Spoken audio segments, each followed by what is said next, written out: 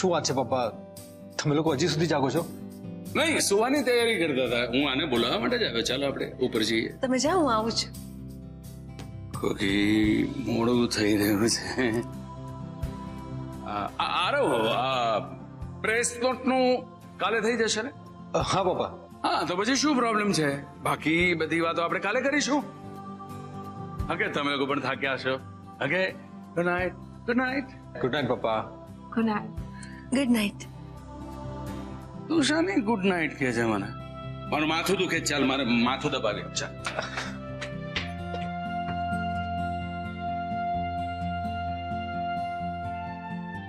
Don't take stress. I will help.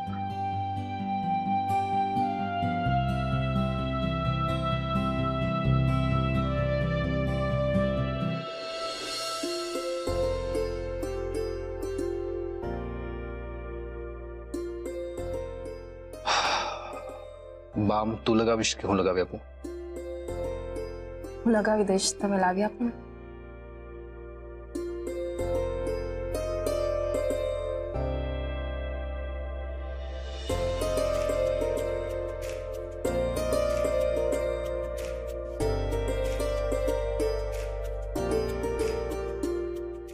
એક minute,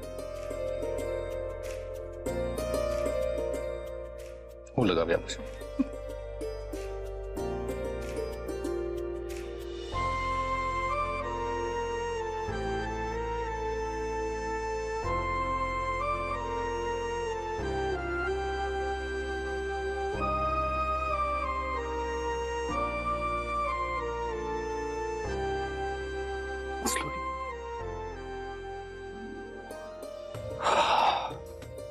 feel good. चलो ऊपर जाइए.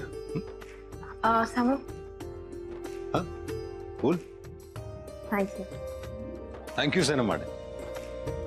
તમે મને ઘર સુધી પહોંચાડી, અત્યારે વામ લગાવી આપ્યો, અને અબવ ઓલ આટલું સારું ડિનર કરાવ્યું એના માટે. અરે યાર, મેં કોઈ મહાન કામ થોડું કર્યું છે. અને તું દુશ્મન થોડી છે મારી કે તારો પગ મચકોડાયો હોય અને તું અર્ધ વચ્ચે મૂકીને તને પાછો આવી જાઉં. તારી જગ્યાએ બીજું કોઈ હોત ને તો પણ હું આ જ કરત ને. અને રહી વાત ડિનરની, તો માએ જે હુકમ આપ્યો હતો એ તો તે સાંભળ્યો હતો ને ફોનમાં. એટલે જો કોકિલા મહેતાનો ઓર્ડર ન માન્યો હોત ને તો એ આવતીકાલે મારી લેફ્ટ રાઈટ ના. એટલે મેં ડિસાઈડ કરી રાખ્યું છે કે મને ગમે કે ના ગમે, મારે એની બધી વાત માની લેવી. એટલે એને દુઃખ ન થાય અને મનમાં ને મનમાં મૂંઝાય નહીં. એટલે ફોર્માલિટી માટે તો ફોર્માલિટી માટે, પણ મારે માને હર્ટ નથી કરવી. કેટલું બધું બોલી ગયો નહીં. ચાલો ઉપર જઈએ. તમે જાઓ, હું આવી 2 મિનિટમાં. ઓકે.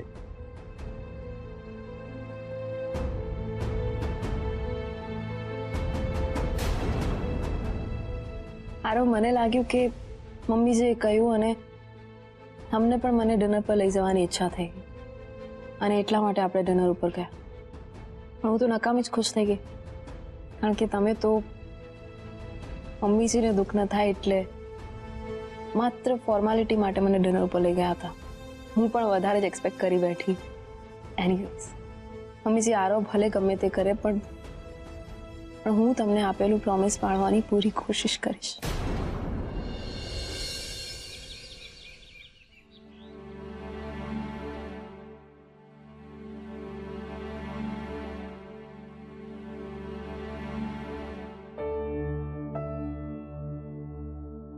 હજુ સુધી સોનું કેમ નીચે ના આવી?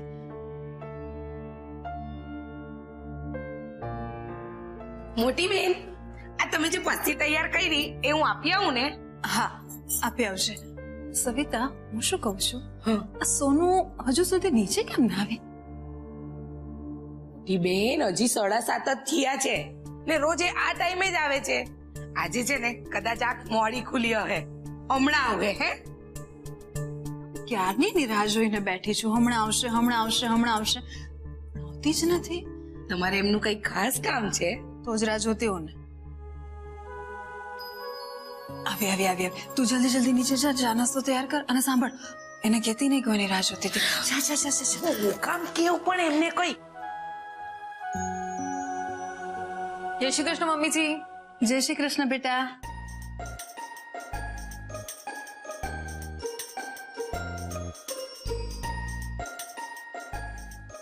શું કરી રહ્યા છો તમે?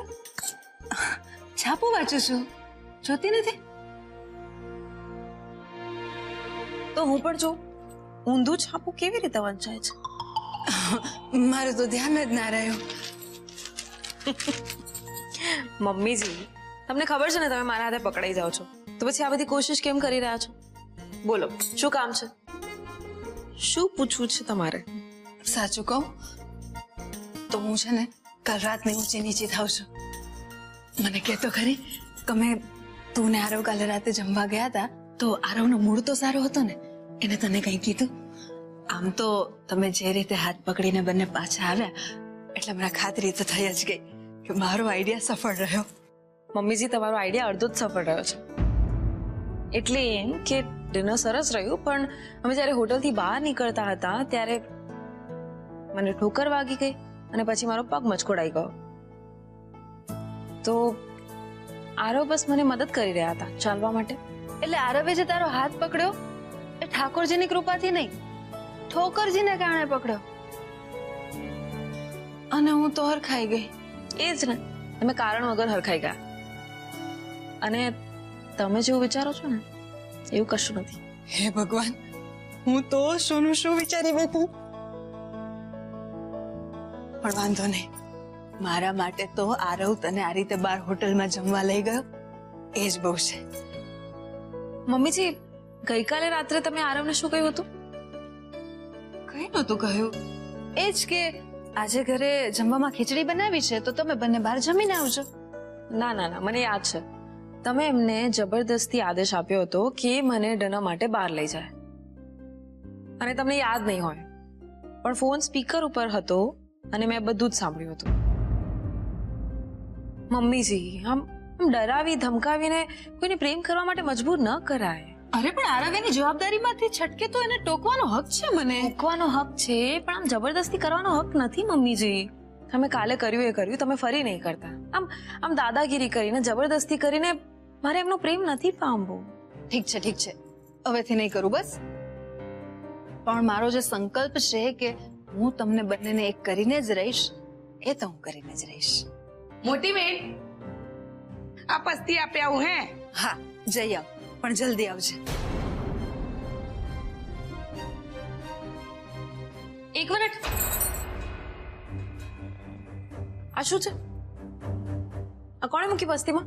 આ મેં નહીં મૂકેલી, આ તો પહેલેથી જ પસ્તીમાં હતી. મોટી બેને જ તો મૂકેલી હતી. મમ્મીજી, આ તમે મૂકી છે પસ્તીમાં? હા, એટલે તમે તમારી ઈચ્છાઓને પસ્તીમાં મૂકવા માંગો છો એમ? હા, મારે મારા જીવનમાં આ બધું જોઈતું જ નથી. દૂર કર આ બધું. મમ્મીજી, હું તમારી કોઈ વાત નથી સાંભળવાની. જો તમે તમારા સંકલ્પ માટે મારી અને આરો ઉપર દાદાગીરી કરી શકો છો તો હું પણ અંગ્રેજી શીખવાડવા માટે તમારી ઉપર દાદાગીરી કરી શકું છું. એ મારો સંકલ્પ છે અને અંગ્રેજી તો તમારે શીખવું જ પડશે. મેં કીધું ને તને એક વાર, હું આજે શું, હું ક્યારેય અંગ્રેજી નહીં ભણું, ક્યારેય નહીં. સાંભળ્યું ને તે? મમ્મીજી, અચાનક શું થઈ ગયું છે તમને? અંગ્રેજી શીખવાનો નિર્ણય તમારો પોતાનો હતો, આ સંકલ્પ તમે જ લીધો હતો, તો તમે કેમ આમ રિએક્ટ કરી રહ્યા છો? તું મારી પીઠ પાછળ અંગ્રેજી શીખવાના પરીક્ષા આપવાના તમાશા લઈને બેઠી છે. મને તારા માટે આજ સુધી જે માન હતું, અભિમાન હતું, એના કરતા વધારે મને હમણાં તારી ઉપર ગુસ્સો આવી રહ્યો છે. મને તો મારી જાત પર ગુસ્સો આવે છે કોકી, કે આપણા સંસ્કાર, આપણો ઉછેર આટલો બધો નબળો કે એ છોકરો આપણી સામે જીતી ગયો. એકવાર કીધું ને નથી ભણવું મારે. દૂર કર આ પુસ્તક મારી નજર સામેથી. તું આને પસ્તીમાં આપ, આને દરિયામાં પધરાવ કે પછી દિવાસળી ચાપ, પણ મારાથી દૂર કર. આ ઘરમાં જે કંઈ પણ થયું, જે પણ કંઈ મુસીબત આવી, એ બધું આ પુસ્તકને કારણે જ થયું છે. આ પુસ્તકે મારા ઘરમાં હોળી સળગાવી દીધી, એટલે હું એને હાથ તો નહીં જ અડાડું. આ ભણવાને રવાડે ચડી એમાં હું મારી જવાબદારીઓમાંથી ચૂકી ગઈ, એટલે હવે હું નહીં ભણું, હું ક્યારેય નહીં ભણું. મમ્મીજી, રિલેક્સ.